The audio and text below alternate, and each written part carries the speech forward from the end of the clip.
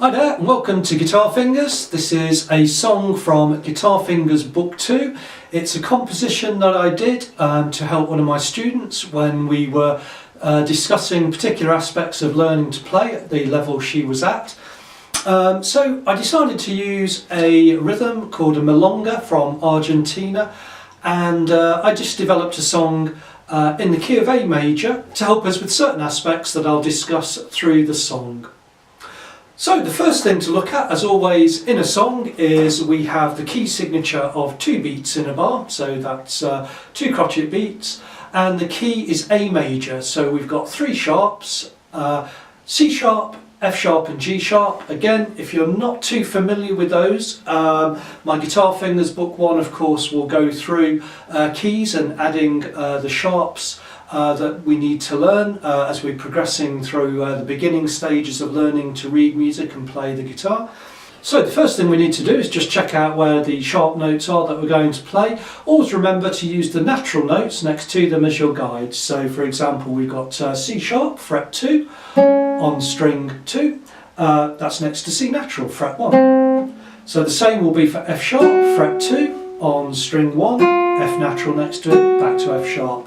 Fret 4 is G sharp, next to fret 3, G natural. And then in the lower notes we've got, in this song we've got a G sharp, fret 1, on string 3. I don't think there's any more, but if we do come across them, I'll bring those out to you as we play.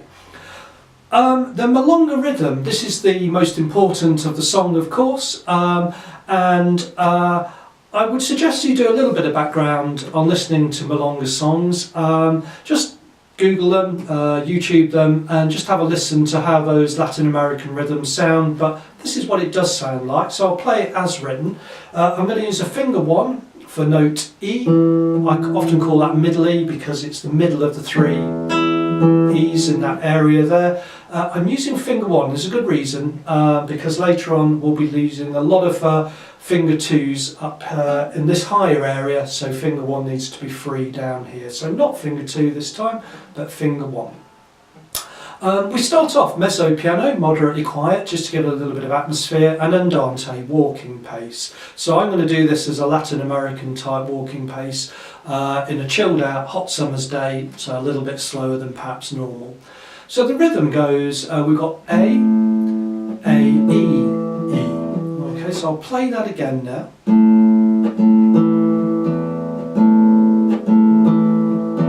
So the rhythm is ta, ta, ta, ta. And if you were to count that, of course you would get 1 A and A 2 and 1 A and A 2 and. Okay, so that's how you would technically count out. Good to do that, but also good to hear that rhythm. We've got to repeat, so we play those 2 bars twice. Here's my second time. Just using my thumb, little circles. Okay, so that's our first part, the introduction, that just sets the scene.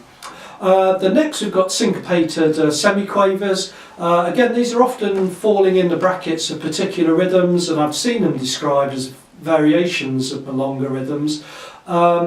Again, just that bit of background work will just help you decide if you want to call the first rhythm Milonga or the second one a Milonga variation as well. I kind of call them both really. So I'll differentiate them between the Milonga rhythm, which is the first 2 bars, and the syncopated, that's playing lots of offbeats on the weaker parts of beats, as the second rhythm. So just let's have a listen to that. So it goes, this is bar 3.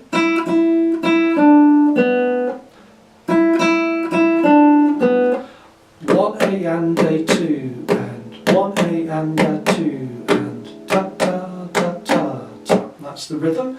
I'll add the bass note in. Of course, while you're learning to play these songs, don't be afraid just to miss the bass notes out to start with, so you get, so you can actually hear the melody of the song. I'll add the bass note in, and we'll play the couple of bars afterwards. So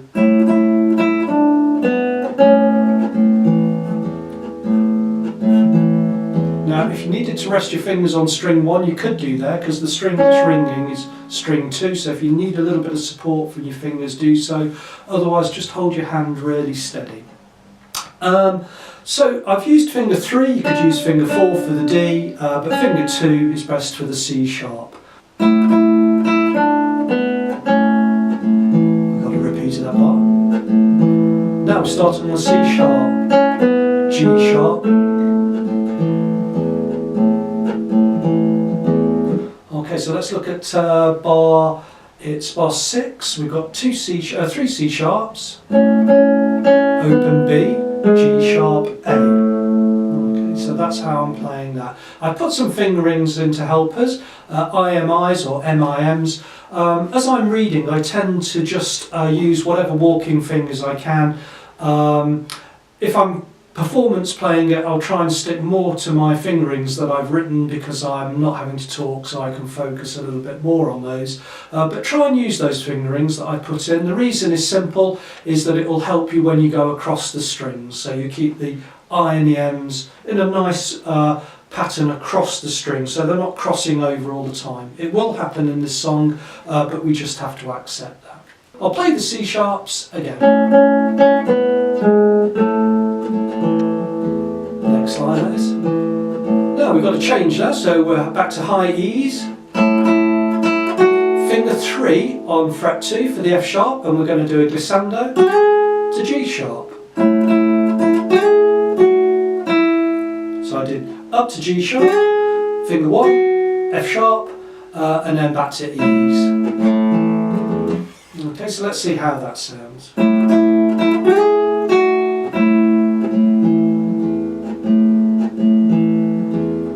Now I've got finger 2 on F sharp this time. I don't need finger 3 because I'm not going to go higher.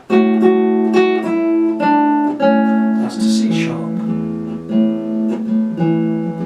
Okay, so we're just taking the melody just those steps higher with the glissando to G sharp, F sharp, E, and then the last of the bars, F sharps. You get the idea. That will take us to bar 15, and in bar 15 we're going to be playing 2 notes together. So what I'll do, I'll split the lesson to keep the lesson length down, and we'll look at those 7 or 8 bars in that middle section before looking at the final section.